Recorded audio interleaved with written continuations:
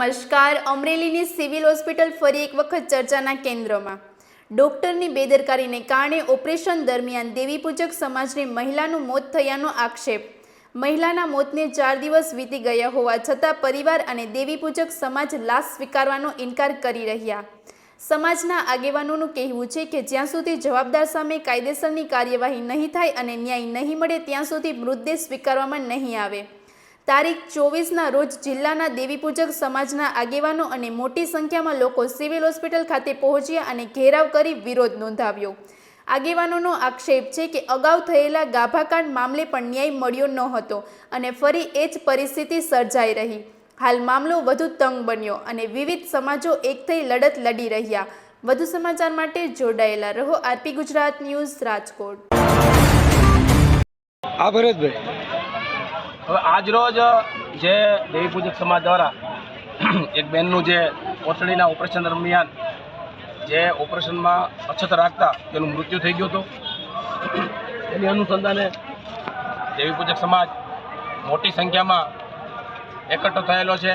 અને વારંવાર એનું કહેવાનું એવું છે કે અમરેલીના જે લોકલ ડૉક્ટરો છે અને સ્થાનિક ડૉક્ટરો છે એ વારંવાર ભૂલ કરવાના કારણે આવી અનેકવાર ઘટના બની છે. અને આ ઘટના તો બહુ મોટી છે, કેમ કે જે બેન મૃત્યુ પામ્યા છે, ભનીબેન મંદુરિયા કરીને છે, એમના 5 સંતાનો છે. એની અનુસંધાને આજે છેલ્લા 6 દિવસથી એની લાશ છે તે રજળે છે. અને મોતનો મલાજો ખરેખર બધાને જાળવવો જોઈએ, પણ ક્યાંક ને ક્યાંક હજી આ સિવિલના ટ્રસ્ટીઓ અને એ ડૉક્ટર સ્થાનિક છે એના પેટનું પાણી ન હલતું હોય. એની અનુસંધાને આજરોજ મોટી સંખ્યામાં તમામ સમાજના લોકો આ બેનને ન્યાય દેવડાવવા માટે આ સિવિલના પટાણંગમાં ભેગા થયા છે. અને આ તંત્રને અને ખાસ કરીને ટ્રસ્ટીઓને અને ડૉક્ટરોને વિનંતી છે કે આ બેનને તાત્કાલિક ન્યાય મળે, કેમ કે એ બેનના નાના 5 બાળકો છે. એની તો તમને કંઈક ખરેખર રહેમ રાય હોવી જ જોઈએ. આ દેવીપૂજક સમાજના આંદોલનમાં ખંભેથી ખંભો મિલાવી કોળી સમાજના, દલિત સમાજના અને અન્ય સમાજના, પાટીદાર સમાજના, બધા સમાજના લોકો આ અત્યારે એ લોકોને સાથ સહકાર આપે છે. અને અમારો પણ સાથ સહકાર છે. જ્યારે પણ જરૂર પડશે ત્યારે અમે એ લોકોની સાથે ખંભેથી ખંભો મિલાવીને ઊભા છીએ. વારે વારે મુદ્દો બને છે અને અનેકવાર રજૂઆત કરવી છતાં આ કાન છે ને આ ખાડા કાન કરતે આ ટ્રસ્ટના જે સભ્યો છે એને કહેવાનું કે તમે આવા ડૉક્ટર રજા આપી દો અને લાલ લીટો કાયદેસર મારો, જેના કારણે બીજી જગ્યાએ આવી ભૂલ ન કરે. આ બેનને ન્યાય આપવામાં આવશે કે નહીં? જો ન્યાય નહીં આપવામાં આવશે તો આગળ તમારું શું પગલું રહેશે? હવે એમાં એવું છે કે એનો સમાજ બહુ મોટી સંખ્યામાં ભેગો થયો છે અને કદાચ ન્યાય નહીં મળે તો કદાચ આનાથી પણ એ લોકોને એવું કહેવાનું છે કે ઉગ્ર આંદોલન કરવું પડે અને ગાંધી ચિંજા માર્ગે ગાંધીનગર સુધી જવું પડે. તો અમે એમની જોડે ખંભેથી ખંભો મિલાવીને એની જોડે છીએ.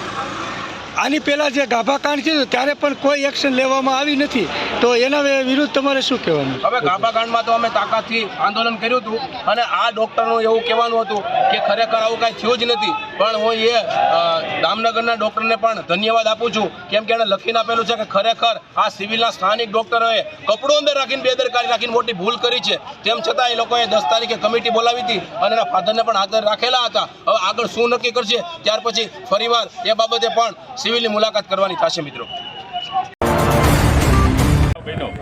ત્યારે હું, વસંતભાઈ, ભરતભાઈ, બારોટભાઈ, ધર્મેશભાઈ બધા બહાર હોય ને રાત્રે લગભગ 2:30 થી 3 વાગ્યા અરસામાં ફોન આવે વસંતભાઈ ઉપર કે ભાઈ સિવિલમાં આવો બનાવ બની ગયેલ છે અને તમે અહીંયા આવો. પણ અમે બહાર હોય અને ત્યારે રાત્રે 3, 3:30 અમે સિવિલે પહોંચેલ અને આ પીડિત લોકોની મુલાકાત કરેલ ત્યારે જોવામાં આવેલ કે બેનને કોથળીનું ઓપરેશન કરેલ હતું. અને પછી અમે એમને ડેડ બોડી પાસે ગયા ત્યારે પણ જોવા મળેલ.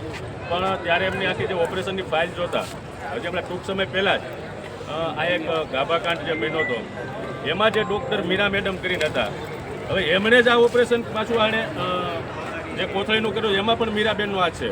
પણ હું તો એમ કહું છું આ ઢોર જેવા જે ડૉક્ટર સિવિલની અંદર જે રાખ્યા છે ને, પણ એમને અહીંથી જો કાઢો અને આ બીજા જે લોકો માણસો જ્યાં મૃત્યુ પામે છે એમનું થોડું ધ્યાન આપે એવું આપણા ડૉક્ટર જ્યાં ટ્રસ્ટી મંડળ છે એમને આપણે એવું કહેવું છે.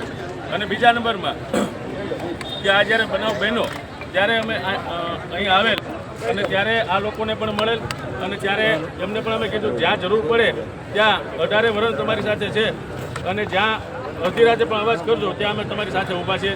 જય ભારત, જય હિન્દ. દાખલો નથી મિત્રો, ગુજરાતની અંદર આ પહેલો દાખલો નથી. જ્યારે પહેલો દાખલો ગુજરાતમાં રાજકોટની અંદર બન્યો ઠસાની અંદર બન્યો, પણ અમરેલીની અંદર આજે અમરેલી હોસ્પિટલ શાંતાબા હોસ્પિટલ અંદર આ દેવી પૂજક સમાજનો બીજો ઘટના બની કે પેલી કે બાબરાની અંદર એક પરિવાર હતો, એની ડિલિવરી માટે આ કેસ એક આવેલો અને કેસની અંદર સિઝેરિયન જ્યારે કરે છે અને સિઝેરિયન અંદર પગ ભાગી નાખવામાં આવે છે મિત્રો. તેમ છતાં એની પણ હજી એક અરજી જો રખડે છે. આ પોલીસને પણ અમરેલી એસપીને પણ અમે અરજી આપેલી છે, એની પણ અમે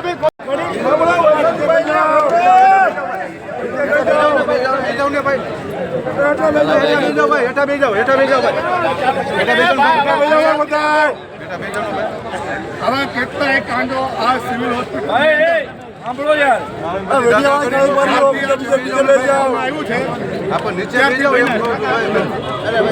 જ્યારે આ સિવિલ હોસ્પિટલ સોંપવામાં આવતી હતી ને ત્યારે જ આનો વિરોધ કર્યો હતો અને હરેક સમાજના મળવા ગયા હતા એને કીધું હતું કે ભાઈ આ યોગ્ય નથી.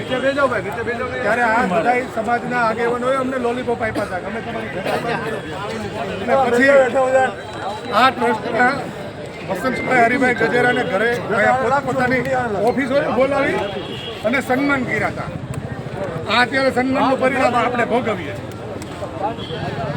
આવા કેટલાય કાંડ થયા. હમણાં ભરતભાઈ વાત કરી એમ 12 અરજી વાંચી કે એક જન્મેલા શિશુને પગ ફ્રેક્ચર થઈ ગયો. હવે એવા તો કેવા નાલાયકના પેટના આ ડોક્ટરો છે કે એ નથી ખબર પડતી. અને જ્યારે એની વિરુદ્ધમાં આપણે આવીએ, આંદોલનો કરીએ, અરજીઓ કરીએ તો એની માટે કોઈ પણ પ્રકારની કાર્યવાહી નહીં. કેમ? કાંઈ મામા માસી ના થાય જાવડા. તો આપણો માત્ર તંત્ર એક જ સવાલ છે કે ભાઈ જ્યારે આવો બનાવ બને છે અને એ બનાવ સત્ય હોય, આપણને કોઈને કાંઈ કોઈને ખોટા કોઈ ફીસ કરી દેવા, ફરિયાદો કરવી અને ખોટા આંદોલનો કરવાની ટેવ નથી. આ છેલ્લા 6 દિવસથી તમે બધા બેઠા છો તો બધા ધન્યવાદને પાત્ર છો. પણ જ્યારે આ તંત્ર અને સરકાર આપણી વાત ન સાંભળે ત્યારે આ બેરી સરકારને જગાડવા માટે એક અવાજ કરવો પડે અને એના માટે સમાજે ભેગું થવું પડે.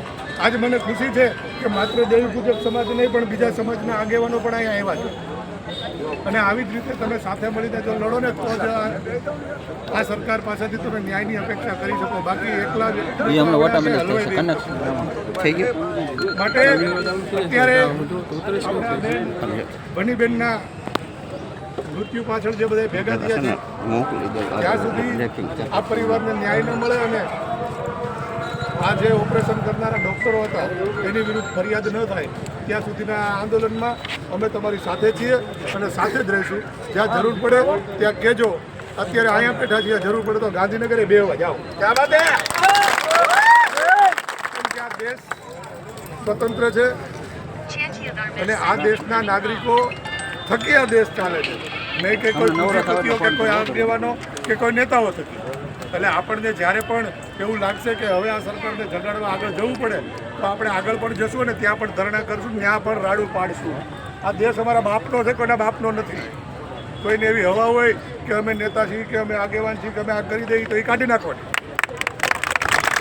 બરાબર? આ પબ્લિકથી ચાલતો દેશ છે અને પબ્લિક જ આનો માલિક છે. એટલે જ્યાં જરૂર પડે ત્યાં અમે તમામ સાથી મિત્રો તમારી સાથે છીએ. અમને યાદ કરજો.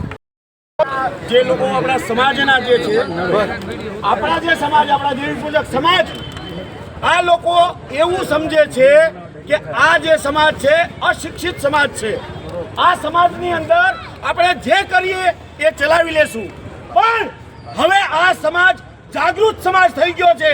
તમે એમ નહીં વિચાર કરતા કે અહીંયા હલાવી લેશું, આની માથે આવું કરશું તો આ નહીં કરે.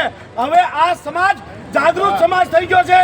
તમારી પાસે જોબ લેવા ઊભો રહેશે અને તમારે જોબ આપવો પડશે. તો અહીંયા તમામ જેટલા મારા સમાજના લોકો છે, અન્ય સમાજના લોકો છે, આપણી માંગ એટલી છે કે આ બેનને ન્યાય મળે અને આ હોસ્પિટલની અંદર આ દાખલો બન્યો એવો બીજો દાખલો ના બનવો જોઈએ. જય હિન્દ, જય ભારત, જય માતાજી, જય જય દેવી પૂજક સમાજ, જય ભીમ, જય જય દેવી પૂજક સમાજ, જય ભીમ, જય ભીમ. દાખલો નથી મિત્રો, ગુજરાતની અંદર આ પહેલો દાખલો નથી